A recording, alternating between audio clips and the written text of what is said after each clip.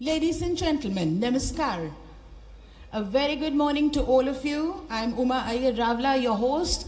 Please put your hands together and welcome the chief guest for today's occasion, Shri Nitin Gadkari ji, Honorable Union Minister for Road, Transport and Highways. Please put your hands together and welcome Dr. Mohan Yadav, Honorable Chief Minister, Madhya Pradesh. मंच पर बहुत जोरदार स्वागत है doctor Mohan Yadav जी का। श्री राकेश सिंह जी, honourable PWD minister, मध्य प्रदेश शासन, बहुत बहुत स्वागत।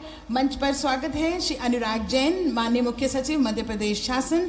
Shri KC Gupta, ACS government of Madhya Pradesh. मैं मंच पर स्वागत करती हूँ Shri Avinash Lavania ji, MD MP RDC. Shri Kamlesh Kumar Pipri ji, जोरदार तालियों के बीच स्वागत कीजिए। President IRC Shri SK Nirmal, secretary general IRC. Shri Shalunkhe ji, vice president IRC. Mohit Verma ji, vice president IRC. जोरदार तालियों के बीच स्वागत Shri RK Mehra, engineer in chief PWD government of Madhya Pradesh. Shri SS Baghel, engineer in chief PWD building, और Shri Sanjay Maske, chief engineer PWD. नमस्कार, बहुत बहुत स्वागत। Ladies and gentleman, we welcome you all to this prestigious IRC seminar on emerging trends and technologies in roads and bridge construction and EPC construction. The prestigious seminar is organized by the Indian Road Congress in collaboration with the Public Works Department, and I'm honored to welcome you all. May I now request the honorable dignitaries on the dais to please light the ceremonial lamp and formally inaugurate the seminar.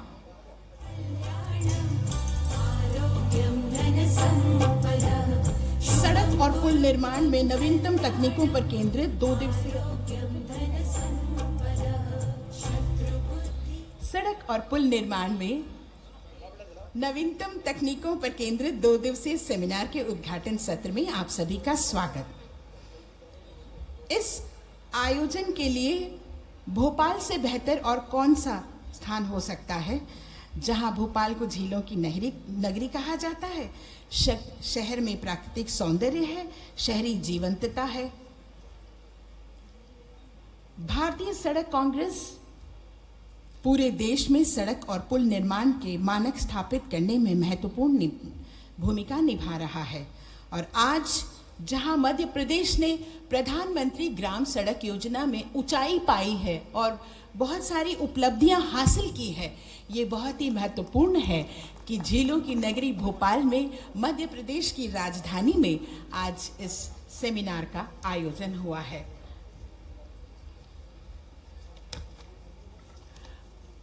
As a token of a heartfelt appreciation, we would now like to present bouquets and mementos to our esteemed guests. Ladies and gentlemen, these leaders have continuously inspired us with their vision and commitment to building a stronger and more connected India. May I now request Honorable PWD Minister, Madhya Pradesh, Shri Rakesh Singh ji, to please welcome with a bouquet of flowers and mementos from Madhya Pradesh PWD and the IRC. Please welcome Shri Nitin Gadkari ji, Honorable Union Minister for Road, Transport and Highways. माननीय PWD मंत्री आदरणीय श्री राकेश सिंह जी स्वागत कर रहे हैं माननीय नितिन गडकरी जी का। IRC की ओर से स्वागत करने के लिए मैं आमंत्रित करती हूं श्री कमलेश कुमार पिपरी, प्रेसिडेंट आईआरसी, जो आईआरसी की ओर से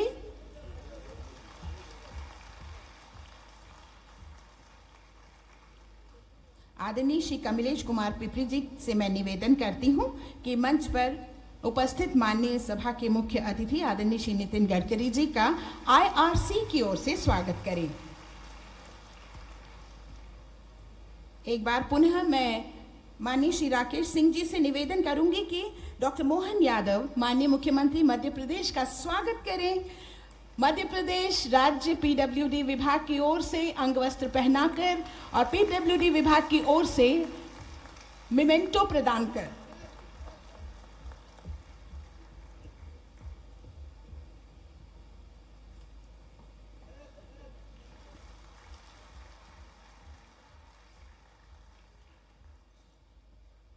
secretary general IRC Shri SK Nirmal ji से मैं विनम्र आग्रह करूंगी कि डॉक्टर मोहन यादव, माननीय मुख्यमंत्री मध्य प्रदेश का, आईआरसी की ओर से पुष्प गुच्छ भेंट कर और मेमेंटो प्रदान कर जोरदार तालियों के बीच हम स्वागत करेंगे।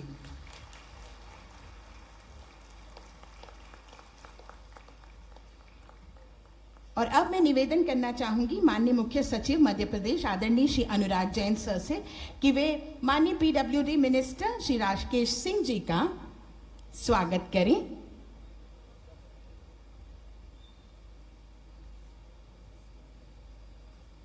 May I now request the Honorable Chief Secretary, Government of Madhya Pradesh, Shri Anurag Jain sir, to please present a memento and welcome Shri Rakesh Singh ji, Honorable PWD Minister. On behalf of IRC, may I now request Shri S.K. Nirmal, Secretary General IRC, to please present a memento and welcome Shri Rakesh Singh ji on behalf of IRC. Thank you very much.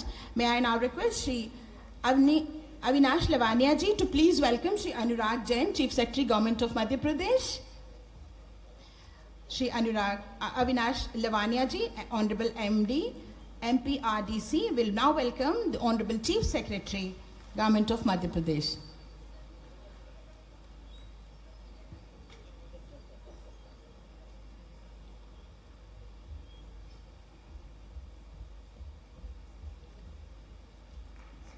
Shri Avinash Lavania ji will now welcome the Honorable Chief Secretary, Government of Madhya Pradesh, Shri Anurag Jain. Thank you very much. May I now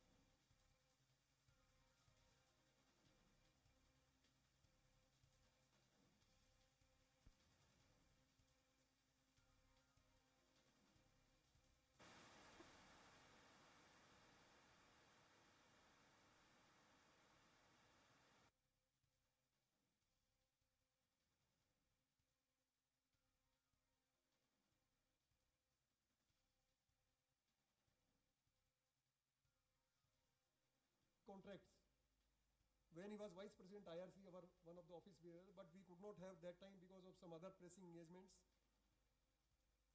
Now, as you all know, the Indian Road Congress is the apex body for highway engineers, which was set up 90 years back, that is in 1934.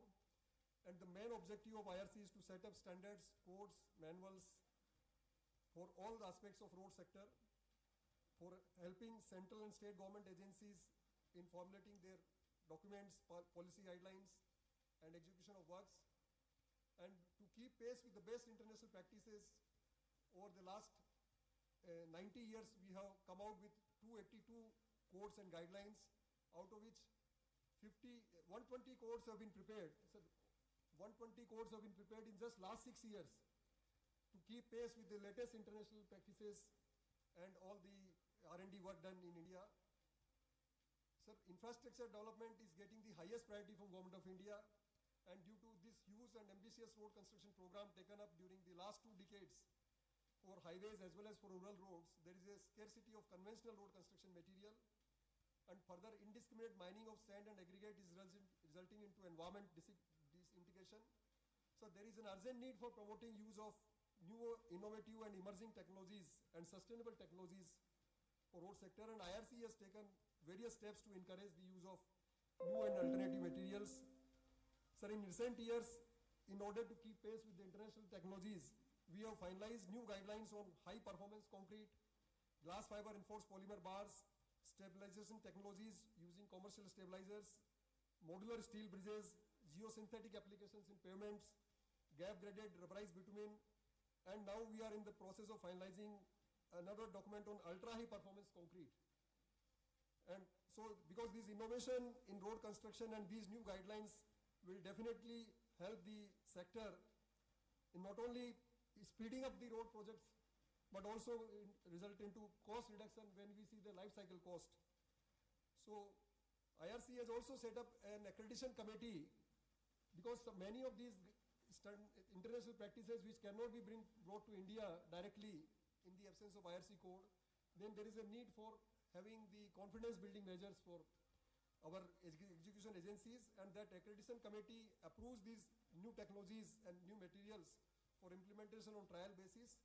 And so far we have accredited 242 new and innovative materials from this committee.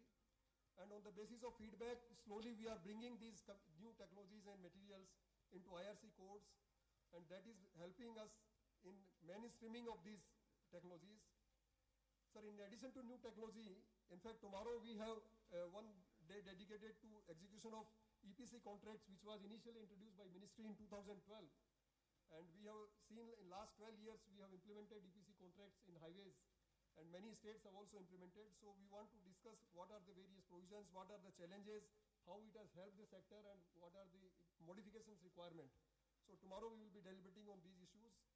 I'm sure that deliberations made during this seminar will be quite useful for entire road sector, and they will enrich knowledge regarding latest road construction maintenance techniques without compromising quality, durability, serviceability, safety, and environment aspects.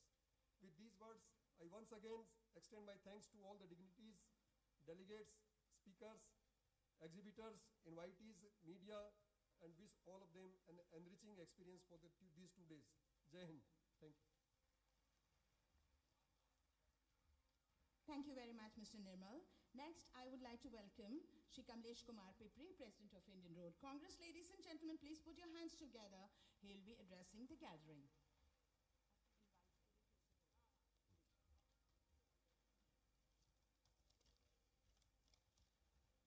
सभी को मेरा सादर नमस्कार।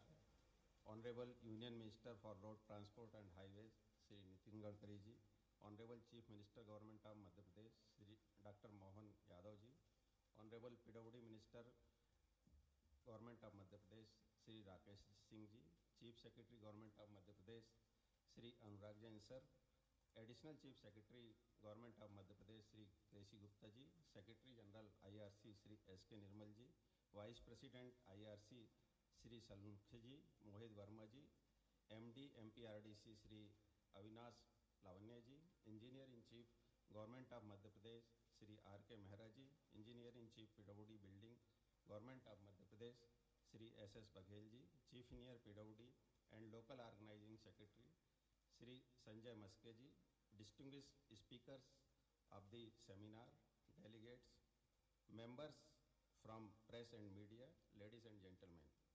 On behalf of Indian Road Congress, I express my sincere gratitude to Honorable Union Minister for Road Transport and Highways, Shri Nitin Gadkari ji, on the occasion of this seminar on emerging trends and technology in road and bridge construction and EPC contract execution, to be organized by the IRC with the support of Government of Madhya Pradesh. I also extend a warm welcome to Union Minister for Road Transport for gracing this inaugural function as a chief guest. I thank Government of Madhya Pradesh for hosting this seminar. I also extend a warm welcome to Honorable Chief Minister of Madhya Pradesh, Dr. Mohan Yadav ji, for sparing time to be with us in spite of his busy schedule to grace the inaugural function of this seminar. I also extend a warm welcome to Honorable PWD Minister, Government of Madhya Pradesh, Shri Rakesh Singh ji, for gracing this inaugural function. Sir, during the 90 years of the journey of Indian Road Congress in 1934, IRC had supported the programs, policies and endeavor of the Government of India as well as all state governments in the road sector. And during this course, Indian Road Congress fraternity has arisen time and again to demand posed by the road sector, ranging from rural roads to state highways to urban roads to national highways, expressway, green highways. In short, IRC provided much needed technical support to the entire road sector in the country. An engineering, procurement and construction EPC contract is construction contract in which all the project operation, right from survey, investigation, design, construction to handover are handled by a single contractor. EPC contracting has become the most popular alternative in the recent years, since it transfers most of the design, development and construction risk to the EPC contractor, who is also responsible for planning, acquiring material and building the roads. In the standard IRC EPC contract, the principal contractor is hired to complete the project's comprehensive design, drawing, acquire all the material, tools and supply, and then build the facility to the client. The contractor promises to deliver with the guaranteed performance level and at the set price in a certain time. Sir, EPC contract offers numerous advantages, making them an alternative choice for the project owner in India. Single point accountability, streamlined project delivery, cost certainty, risk mitigation, fast time market, assess expertise. A standard agreement, modified RFP documents, pre-qualification requests, all among model documents and circulars for EPC contract that are available from the MORTH, Government of India. The Indian Road Congress released a number of technical guidelines on emerging technologies such as fiber reinforced polymer bars, stabilized pavement, asset management, high performance. नमस्कार, Swaraj express आप देख रहे हैं और मैं हूं आपके साथ काजल दुबे। आपको सीधे लिए चलते हैं जहां पर मुख्यमंत्री डॉक्टर मोहन यादव सड़क और पुल निर्माण के क्षेत्र में उभरती नवीनतम प्रवृत्तियों और तकनीकियों पर 2 दिवसीय सेमिनार को संबोधित करते हुए नजर आ रहे हैं। देखिए सीधी तस्वीरें। हमारे यहाँ डैम बनाने की एक विधा होती है। आमतौर पर कहीं भी डैम बनते हैं, भारत में बने या भारत के बाहर बने, आमतौर पर नदी की मुख्य धारा को रोक करके पानी और इसको स्टोर करके डैम बनाने की पद्धतियां है। आपको यहाँ से समय मिले तो आप हमारे बड़े तालाब को देखना। ये लगभग 1000 साल पहले राजा भोज के काल का बनाया हुआ तालाब है। इस तालाब की विधा है कि पानी तो आएगा, लेकिन रोकने के लिए मुख्य धारा के बजाय चट्टानों का उपयोग किया गया है। चट्टानों में पानी अपने आप इकट्ठा होगा और पानी की अधिक मात्रा फिर साइड से निकालने का एक गोलार तरफ का रास्ता है, वो बहुत छोटा सा है। पानी का लेवल मेंटेन होएगा, लेकिन कम खर्च में इतना बड़ा तालाब अगर बन जाए, और उससे बड़ी बात यह कि ये किसी भी हालत में फूटने की संभावना नहीं रहेगी, क्योंकि मुख्य धारा कभी रोकी नहीं गई। ये अपने आप में नवीन तकनीक का राजा भोज के काल का 1000 साल का उदाहरण है, जो हमको ये एहसास कराता है कि नवीन तकनीक से बांध कैसे बनाए जा सकते हैं। ये नवीन तकनीक तो हो गई मुख्य धारा की, लेकिन प्राचीन विधा से जोड़ करके कम खर्च में अगर बांध बनाने तो ये भोपाल का बड़ा तालाब हमारे लिए एक माइलस्टोन का काम करेगा। माननीय गडकरी जी, आपके विभाग का एक लाभ मैंने लिया है, मैं बताना चाहूंगा। ये हमारे जायसवाल जी आपके यहाँ है, आपने यहाँ हमारे बीच में इंदौर उज्जैन से एक 4 लेन निकाला था जो आगे जाकर के सुपर एक्सप्रेसवे से मिलने वाला था या दिल्ली जाने के लिए था। हमारे यहाँ पुरानी सिक्कों की एक तकनीक है, सिक्कों का अपना एक शास्त्र है। सिक्कों का शास्त्र कैसा है कि सिक्कों में जैसे राजा भोज का काल 1000 साल पहले का है, विक्रमादित्य का काल 2000 साल पहले का है, सम्राट अशोक उज्जैन में गवर्नर रहे ये 2250 साल पहले का है। हमारे यहाँ ये ऐसी लंबी परंपरा में राजाओं ने अपने सिक्के निकाले। तो सिक्कों का एक शास्त्र है कि सिक्के के एक तरफ तो जो राजा रहता था वो अपने चिन्ह कोई लगा देता था, लेकिन उसके पीछे वाली साइड में एक कॉमन चीज रहती थी जो हर बार एक जैसी रहती थी। अर्थात जैसे उदाहरण के लिए उज्जैन का सिक्का अगर 2000 साल पुराना भी होगा, सम्राट विक्रमादित्य काल का, अशोक के काल का भी होगा, 1000 साल पहले राजा भोज के काल का होगा, तो पीछे उसमें एक चौराहा जैसा 4 रास्ते निकल रहे हैं। ऐसा उसका ये अर्थात पूरे देश का सेंटर पॉइंट उज्जैन है, ये उसमें बनाया हुआ है। तो या उत्तर दक्षिण पूर्व पश्चिम कोई भी देश में कहीं जाएगा तो वो उससे ही उस मार्ग से गुजरेगा, वो मार्ग की पहचान जैसा एक उसमें चिन्ह बना हुआ है। उस चिन्ह के आधार पर चूंकि हमारे यहाँ उज्जैन से आगर होकर के झालावाड़ के रास्ते से दिल्ली का एक 4 लेन आपने मंजूर किया था। मैं जायसवाल जी के पास गया, ऑफिस में बैठा, मैंने कहा भाई आपने ये मार्ग मंजूर कर दिया, टेंडर भी कर दिया, लेकिन ये लंबा पड़ेगा, इसको छोटा करो, इसको उज्जैन से घुमाओ। तो आपने उज्जैन से कैसे घूमेगा? हमने कहा आप एयर डिस्टेंस निकालो। हमने एयर डिस्टेंस निकलवा करके उसकी जो लंबाई देखी तो वो लंबाई वाकई कम निकली। मैं आपको धन्यवाद देना चाहूंगा, जायसवाल जी ने प्रस्ताव बढ़ाया और आप तक मंजूर होकर के आया, बना बनाया हुआ टेंडर कैंसिल किया और नजदीक का रास्ता निकाला। तो ये जो नई तकनीक के साथ पुराने हमारे अनुभव भी है, कई सारी चीजों का जो लाभ जोड़ते हैं, ये मुझे लगता है कि सड़क की गुणवत्ता के साथ साथ इस प्रकार की भी आवश्यकता है जिससे हम अपने सरकार के दिए गए धनराशि का सदुपयोग भी करें, सही उपयोग भी करें। और वक्त के साथ हमारे यशस्वी प्रधानमंत्री और माननीय गडकरी जी के जो मूल भाव है वाकई ये इसी प्रकार के, जैसे मैं अभी हमारे बीच में बात आ रही थी, हमारे चीफ सेक्रेटरी बता भी रहे थे कि हमारे पास सड़क, रेल मार्ग, हवाई मार्ग, इनको जोड़ करके यह भविष्य की दृष्टि से विस्तार की विकास की जरूरत है। जैसे मैं इस बात को समझ रहा था, हमने अपनी सरकार बनने के बाद संभाग में रीजनल इंडस्ट्री कॉन्क्लेव चालू किए कि केवल बड़े एक ही नगर इंदौर में रोजगार के लिए बड़े कारखाने बन जाए, इससे बात नहीं बनेगी। भौगोलिक रूप से मध्य प्रदेश बहुत बड़ा है, तो हमारे लिए संभाग केंद्र पर भी इंडस्ट्री कॉन्क्लेव करने की जरूरत है। तो वहां के आने जाने के मार्ग भी, लेकिन इनके साथ साथ भारत सरकार किस दिशा में आगे बढ़ रही है और उसका हम लाभ कैसे ले सकते हैं, उसको जोड़ते हुए हमारे अपने भविष्य के प्लान बनाने की जरूरत है। जैसे उदाहरण के लिए अभी तक हमारे पास इंदौर से बंबई जाने का मार्ग एक ही मार्ग था कि इंदौर से उज्जैन, उज्जैन से नागदा, नागदा से रतलाम के रास्ते से बंबई जाना रहता है। इसके अलावा बंबई जाने का रास्ता नहीं, दिल्ली जाने का भी इसी प्रकार का था। तो ये अभी हमारा आमतौर पर 18 घंटे लगते हैं या 14 घंटे से ज्यादा लगते हैं। लेकिन जब हमारे यहाँ इंडस्ट्री की बात करेंगे, विकास की बात करेंगे, अगर अभी आज दिल्ली से कोई बंबई जाना चाहता तो उसके 2 मार्ग है कि दिल्ली से वो नागदा आएंगे, नागदा से रतलाम के रास्ते आगे बढ़ेंगे जो गुजरात होके जाएगा, और या तो अभी वर्तमान में ग्वालियर से होकर के भोपाल, भोपाल से इटारसी, खंडवा होके बंबई के रास्ते जाएगा। लेकिन जैसे हमारा नया रेल मार्ग जो मंजूर हुआ है, खंडवा से इंदौर की ब्रॉडगेज जो हो रही है, जो आपने 4 लेन निकाला है, जिसके माध्यम से एक रास्ता निकलेगा जिसमें 4 से 6 घंटे का हमारा सफर बचेगा और उतने ही किलोमीटर 100 से 200 किलोमीटर बचेंगे। लेकिन इंदौर मनमाड़ एक और नई रेल लाइन मंजूर हो गई, उससे तो और 3 घंटे कम होने वाले। तो आने वाले समय में दिल्ली मुंबई कॉरिडोर के लिए वापस जो वो मैंने सिक्का याद दिलाया, ये उसी प्रकार से दिल्ली मुंबई कॉरिडोर इंदौर से होकर के मुंबई दिल्ली के लिए नया बनेगा।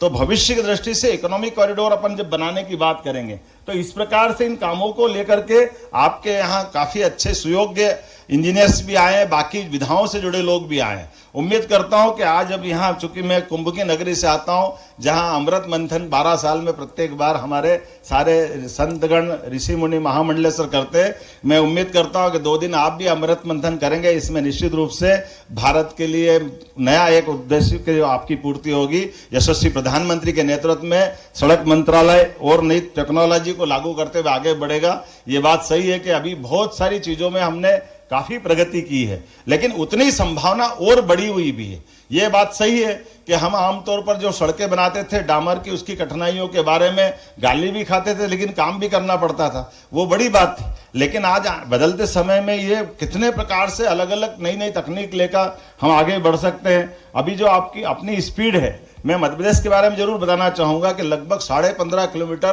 प्रतिदिन के हिसाब से हमारी मध्य प्रदेश सरकार अपने विकास के मामले में आगे बढ़ रही है, सड़क बनाने के लिए आगे बन रही है। और ये जो दूसरा आपका जो आइडिया, उस पर भी हम काम कर रहे हैं कि बना बनाए मार्ग को तो हम चौड़ा करें अपनी जगह, ठीक है, लेकिन ग्रीन फील्ड के माध्यम से एक नए रोड बनाएं, उनके आधार पर जो डेवलपमेंट की आपकी कल्पना है, इस कल्पना पे हमने काफी काम किया है। तो उम्मीद करेंगे कि आपका मार्गदर्शन मिलता रहेगा। एक बार पुनः मैं आप सबका अभिनंदन करता हूं मध्य प्रदेश सरकार की ओर से, और आपके सभी प्रकार के सुझाव में मध्य प्रदेश सरकार के विकास के मामले में भी आपके सुझाव पे हम आगे बढ़ेंगे। पुनः अभिनंदन, वंदन, बहुत बहुत धन्यवाद।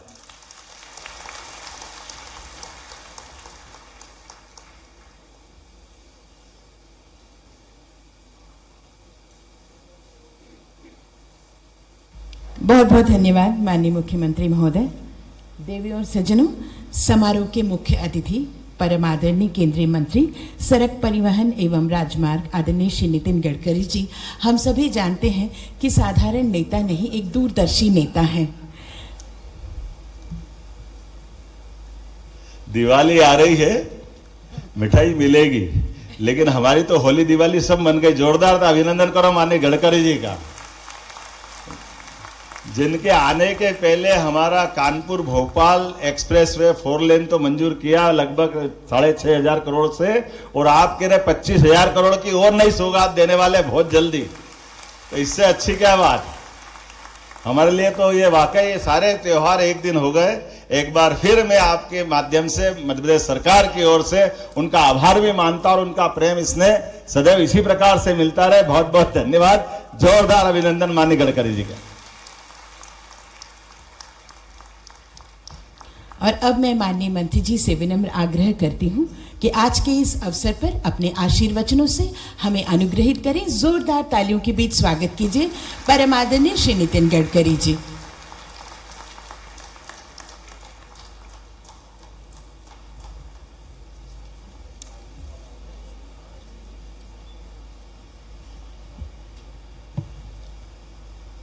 मध्य प्रदेश के लोकप्रिय मुख्यमंत्री मेरे सहयोगी आदरणीय डॉक्टर मोहन यादव जी,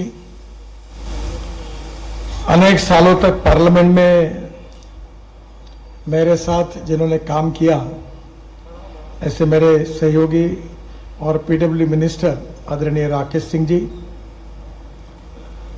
1.5 साल तक मेरे विभाग के सचिव के रूप में बहुत अच्छा कार्य जिन्होंने किया, और अभी आपके चीफ सेक्रेटरी है ऐसे आदरणीय अनुराग जैन जी, आदरणीय KC Gupta ACS government of Madhya Pradesh, Avinash Lavania, Chandramohan Thakur ji, Kamlesh Kumar Pipri ji president IRC, SK Nirmal secretary general, Shri S Salunke vice president, Shri Mohit Verma vice president, Shri RK Mehra engineer in charge, Shri SS Baghel, और उपस्थित देश भर से आए हुए सभी इंजीनियर्स, एक्सपर्ट्स, भाइयों और बहनों, सबसे पहले मुझे आज इस कार्यक्रम में आने के बाद बहुत खुशी हुई।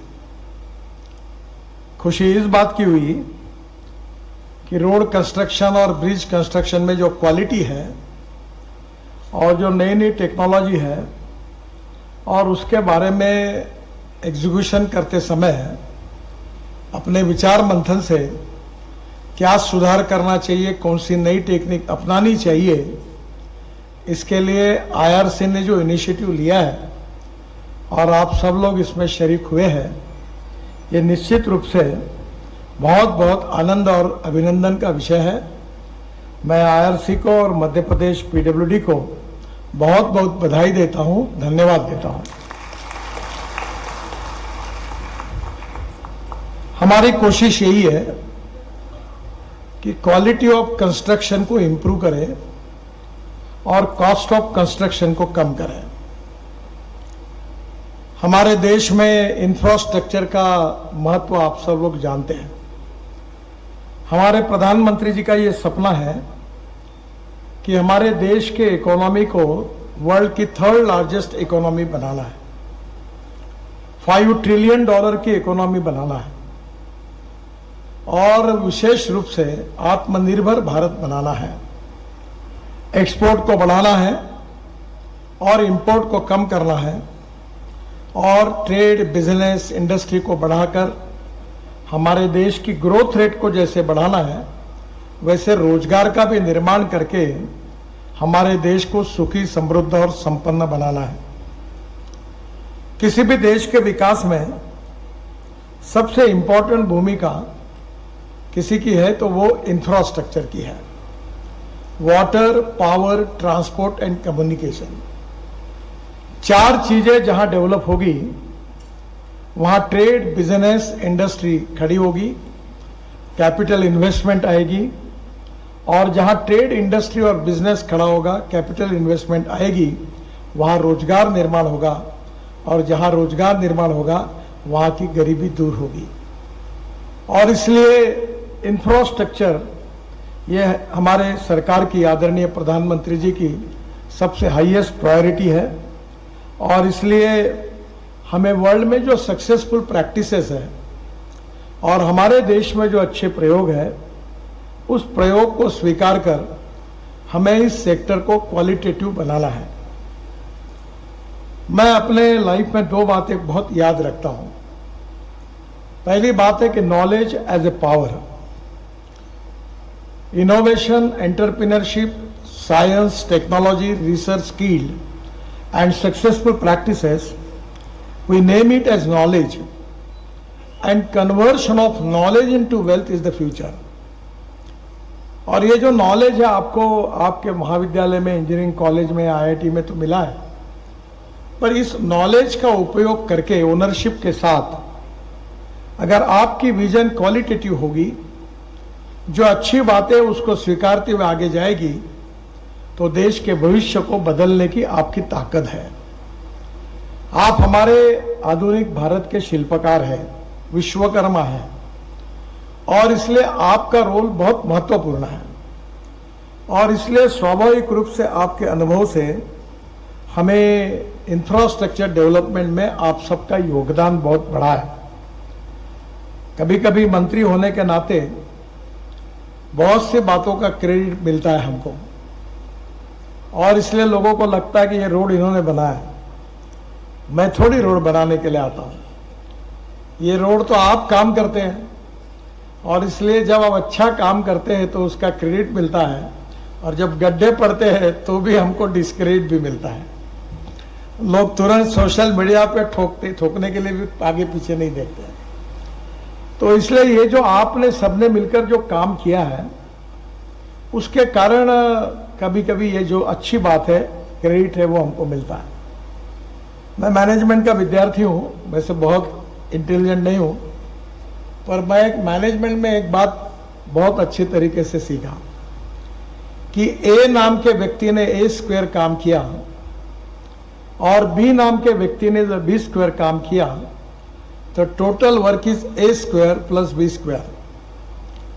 But when A and B comes together, thinks together and works together, A + B bracket में स्क्वायर, इसका जवाब आता है A² + B² + twice AB, and this twice AB is a result of collective team spirit. We need to establish coordination, cooperation and communication between the stakeholders. जब हम बैठेंगे, चर्चा करेंगे तो बहुत अच्छे अच्छे सुझाव मिलते हैं। मैं अक्सर हमारे सहयोगी को कहता हूं कि no one is perfect and no one can claim that he is perfect. उत्तम, अधिक उत्तम, सर्वोत्तम up to infinity. You cannot catch your own image. और इसलिए जो जो छोटे छोटे लोग भी होते हैं वो भी अच्छी अच्छी बातें बताते हैं और जो अच्छी बातें बताते हैं उसके ऊपर किसी का पेटेंट नहीं है, तो उसको स्वीकारना और हमारी कुछ कमियां लोग ध्यान में लाकर देते तो उसको निश्चित रूप से कम करने की कोशिश करना, that is to be the best way for success.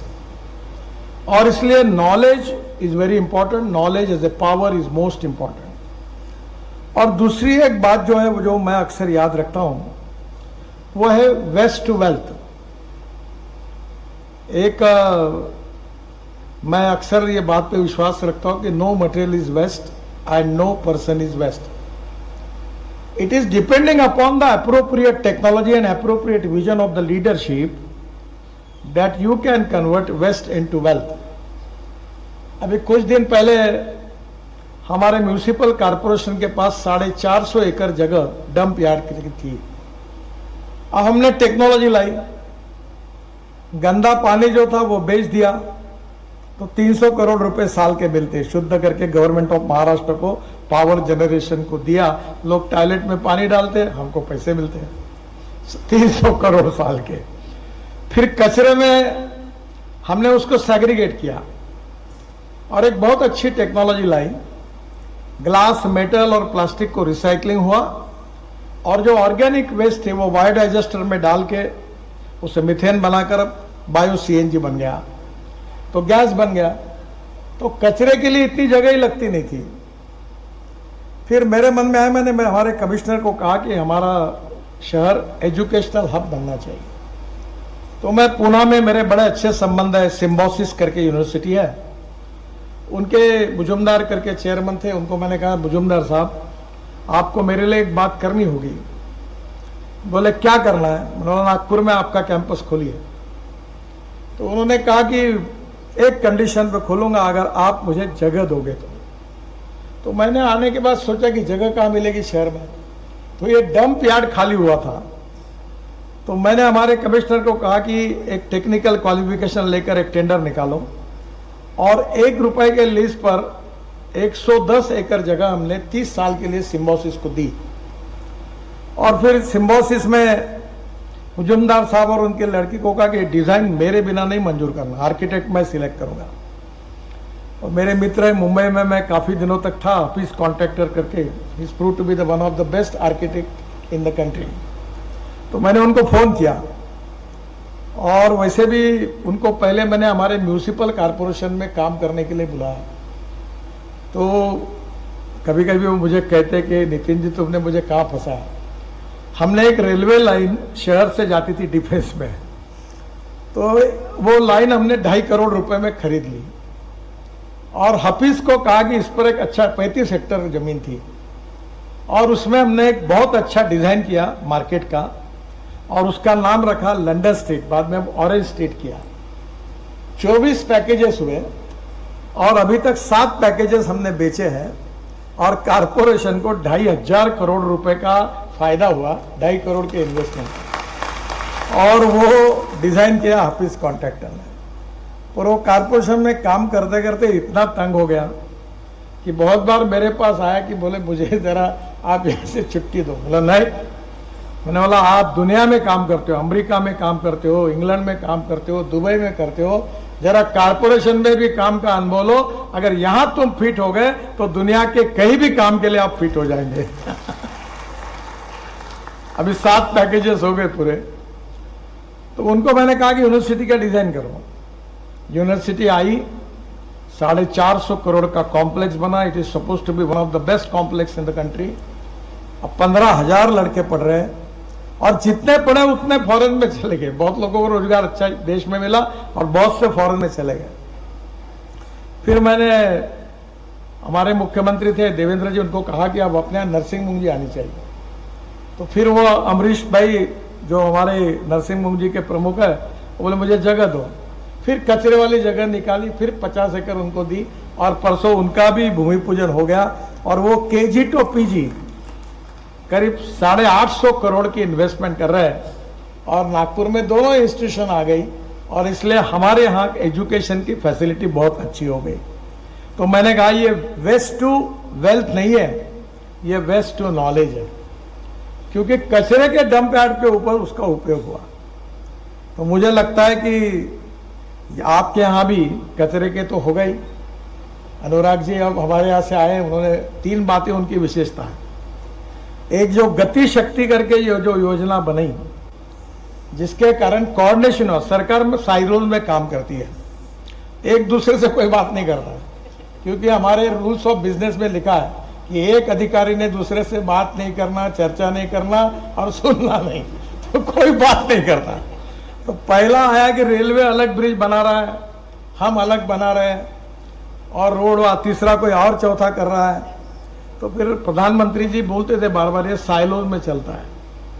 तो अनुराग जी का कंट्रीब्यूशन है देश के लिए कि उन्होंने गति शक्ति ये जो प्लेटफॉर्म खड़ा किया, अब इसके कारण हम तो सब समझ जाता है। और जो उन्होंने उनके भाषण में कहा, आप जिस स्टेट से आए हो, ये गति शक्ति को, इस सॉफ्टवेयर को ले जाकर आप इसकी शुरुआत करिए। इतनी बड़ी बड़ी मिस्टेक है कि मैं अभी दिल्ली बेंगलोर से चेन्नई एक्सप्रेस हाईवे हेलीकॉप्टर से देख रहा था, तो 3 बड़े बड़े टावर रोड में आए और उसको उठाने के लिए 300-400 करोड़ खर्चा कर रहे हैं।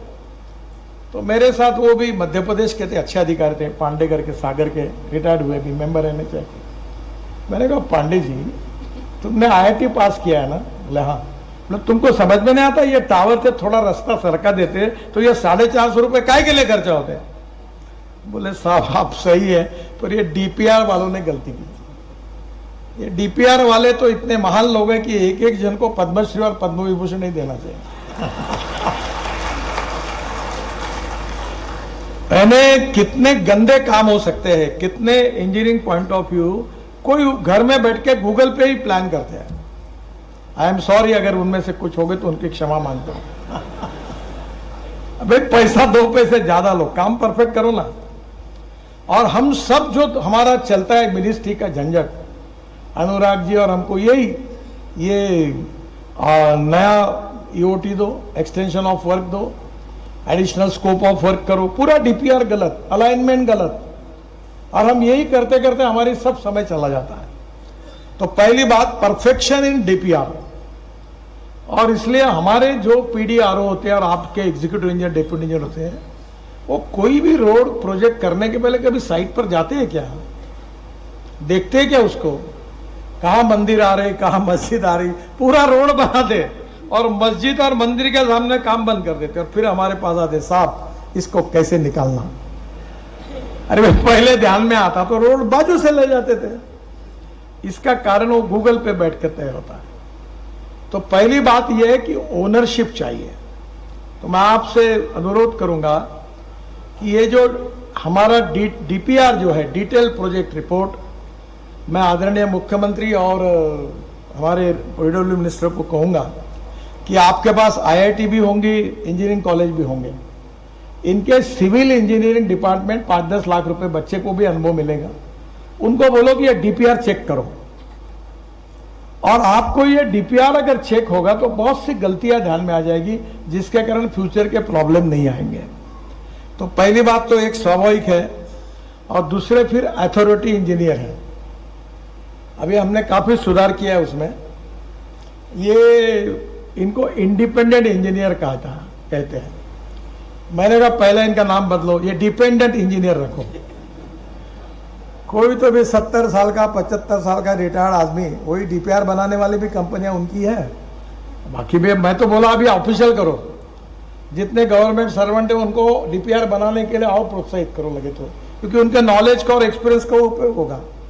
अब ये जो इंडिपेंडेंट इंजीनियर है, अब उसके लिए भी हमने काफी चेंजेस किए। जब अनुराग जी थे, अब उनको जिम्मेदार पकड़ा, और इसलिए ग्राउंड लेवल पर ये 2-3 बातें जब तक नहीं हो पाएगी, तब तक मुझे लगता है कि हमारा परफेक्शन नहीं होगा। आज हमारे देश का रोड नेटवर्क 63 लाख किलोमीटर है। We are the second largest in the world. और मुझे बड़ी खुशी हुई क्योंकि अभी सुंदरलाल पटवा जी जब मंत्री थे और मैं मुंबई में मंत्री था, तो सुंदरलाल पटवा जी ग्रामीण विकास मंत्री थे और मेरे पीछे मुंबई में मेरे घर पे उतरते थे। मेरे उनके पारिवारिक संबंध बहुत घनिष्ठ थे। तो एक दिन मुझे कहा, नितिन, अटल जी को मिलने के लिए तुमको दिल्ली आना है। तो मैं पटवा जी क्यों, मुझे क्यों मिलना है? तो बोला मैं बोल रहा हूँ आना इस तारीख को आओ। मैं कुछ बोल नहीं पाया, मैं बोला आता हूँ। मैं अटल जी के पास गया और उन्हें पहले बात करके रखी थी और अटल जी ने मुझे कहा कि तुमने वो शहरों में बहुत काम किया, फ्लाईओवर वगैरह, तुम ये प्रधानमंत्री, ये जो ग्राम सड़क योजना है गांव को जोड़ने वाली, ये तुम बनो। और 3-4 महीने मैंने उसके ऊपर काम किया, पटवा जी को प्रेजेंटेशन दिया, अटल जी को दिया, योजना उनको दी। फिर 1.5-2 महीना कुछ हुआ ही नहीं। फिर पटवा जी ने अटल जी क्या मीटिंग तय की और अटल जी मुझे तो प्रेम भी बहुत करते थे और मुझे बोले क्यों, आपको काम बताया, अभी तक क्यों नहीं कुछ हुआ? तो मैंने हंसते हुए कहा मैं थोड़ी देश का प्रधानमंत्री हूँ, आप है, आप बताओ क्यों नहीं हुआ?